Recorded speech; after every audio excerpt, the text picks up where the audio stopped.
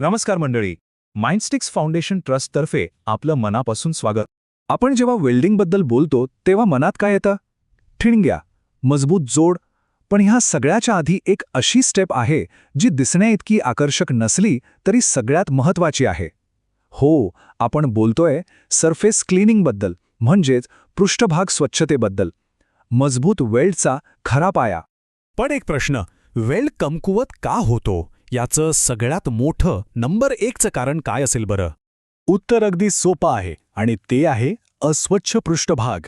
हो, खरंच बहुतेक वेल्डिंगमधल्या चुकांची सुरुवात याच एका छोट्या गोष्टीपासून होते आणि आज आपण हेच नीट समजून घेणार आहोत. तर मग पृष्ठभाग अस्वच्छ असेल तर नेमकं काय बिघडतं?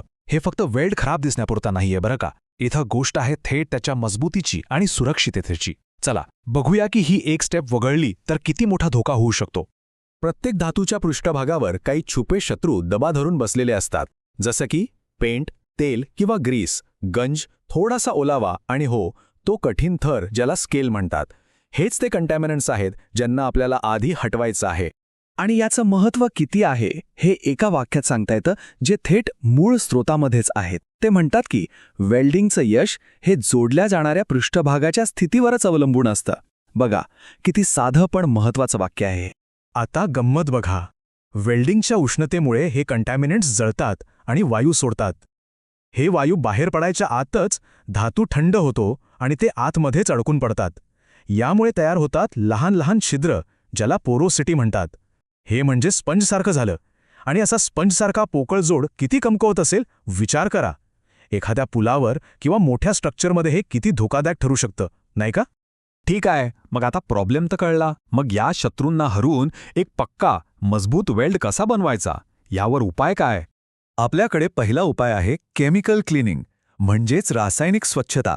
चला बघूया हे काय प्रकरण आहे.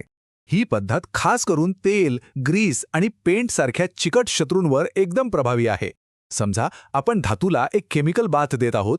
ह्यामध्ये होतं काय तर सॉल्व्हेंट्स म्हणजे काही विशिष्ट रसायनं वापरून पृष्ठभाग अक्षरशः धुतला जातो. ही रसायनं तेल आणि ग्रीसला विरघळून टाकतात आणि मग आपल्याला मिळतो कामासाठी एकदम स्वच्छ चकाचक पृष्ठभाग.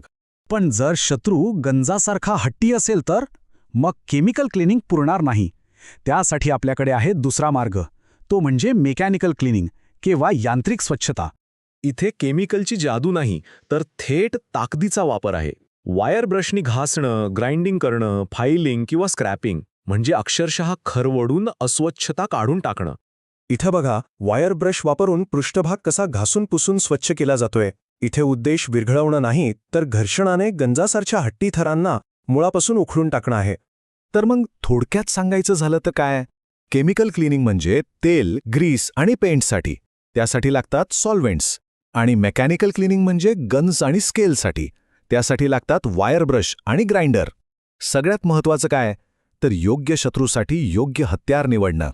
आणि हे सगळं आपल्याला पुन्हा आपल्या मूळ मुद्द्यावर आणतं की पृष्ठभाग स्वच्छ करणं हे फक्त तयारी नाही, तो एका मजबूत आणि विश्वासार्ह वेल्डचा पाया आहे. पायाच पक्का नसेल तर इमारत कशी उभी राहणार? मग हे सगळं करायचं कसं? सोपं आहे. फक्त या 4 स्टेप्स लक्षात ठेवा. 1.